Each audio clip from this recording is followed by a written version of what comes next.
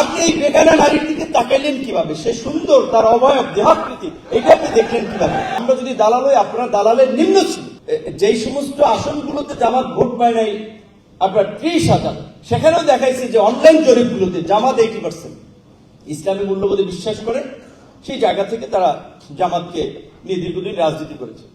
তো আপনি এখন রাশেদ খান বিএনপির হয়ে নির্বাচন করায় দালাল হয়ে গেছে, আমি বিএনপির মন্ত্রিসভায় থাকা আমরা দালাল হয়ে গেছে। আর আপনারা যে এত বছর দালালি করলেন, আপনারা যে দালালের নিম্ন শ্রেণীতে ছিলেন, জামাত শিবিরের ভাইদেরকে আপনার দালালের আজকে বিএনপির সাথে নির্বাচন করায়, আন্দোলন করায় আমরা যদি দালাল হই, আপনারা দালালের নিম্ন ছিল। আজকে নির্বাচনে compromise is out of politics.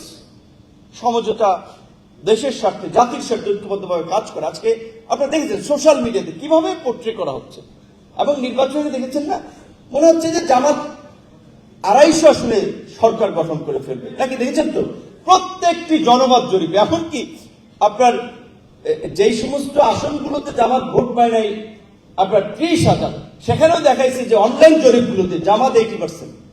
বুঝছেন? তাহলে এইটা কিন্তু সঠিক। আমাদের মাননীয় তথ্য সম্প্রচার মন্ত্রী আছেন, যদি এটা শুধু তার মন্ত্রণালয় না, আপনার আইসিটিকে এখানে জয়েন্টলি কাজ করতে হবে। এই যে তথ্য প্রযুক্তি বা অনলাইন সাইবার স্পেসে যে তাদের একটা শক্তিশালী দখল, এটা কিভাবে তারা এই অবস্থানটা তৈরি করেছে, এটা কিন্তু সরকারকে আইডেন্টিফাই করে তার কাউন্টার একটা মানে ডিফেন্স তৈরি করতে হবে। এইখানে কিন্তু বিএনপির অত্যন্ত অবস্থা দুর্বল সাইবার স্পেস আমি বলবো।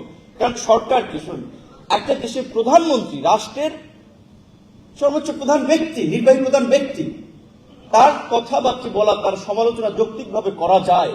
আজকে কিছু কন্টেন্ট ক্রিয়েটরের নামে কিছু ব্যক্তি এমন অশালীন কুরুচিপূর্ণ মন্তব্য করে, এটা তো রুচি পরিপন্থী। মন্ত্রীদের কিনা, অবশ্যই স্বপন ভাই মন্ত্রী, আমাকে নিয়ে আপনি সমালোচনা করবেন, কারণ সেই রাইট আছে। আমি আপনার জনগণের প্রতি দায়বদ্ধ আমার কাজের জন্য, কিন্তু সমালোচনার তো একটা ভাষা আছে। আমি একটা জিনিস দেখবেন, আমি নোটিস করেছি, বিশেষ করে সরকারি দলের নেতা এমপি, তাদের প্রোফাইলে গেলে পাবেন মন্ত্রীদের নিচে কমেন্ট করে তার প্রোফাইলগুলো চেক করে দেখবেন, ম্যাক্সিমাম জামাত শিবিরের সমর্থক। তার প্রোফাইলের পোস্ট শেয়ার, তার পোস্ট দেওয়া, এটা দেখলে তো বোঝা যায় ম্যাক্সিমাম জামাত শিবিরের সমর্থক। এমনকি দেখি অনেকে মাদ্রাসার বিভিন্ন জায়গায় মহাদামি মানে অধ্যক্ষ টাইপের আর কি, এরকম এই সমস্ত লোক।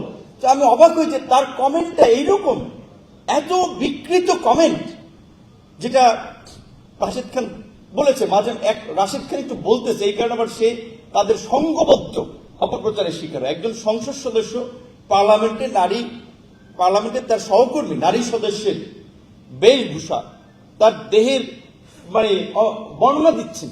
সে একজন পার্লামেন্ট সদস্য, কোথায় দিচ্ছেন? ওয়াজের মাঠে। ওয়াজের মাঠে এইটা বক্তব্য। এইটা কি ইসলামের সৌন্দর্য না ইসলামের বাণী?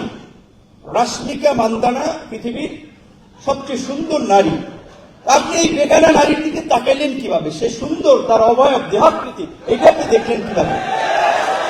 ভণ্ডামি এবং এই সমস্ত মানুষগুলো ইসলামকে বিতর্কিত করছে, ইসলামের নামে রাজনীতি করে আপনার মানুষকে বিভ্রান্ত করছে। এই বিষয়ে আমাদের সতর্ক থাকতে হবে।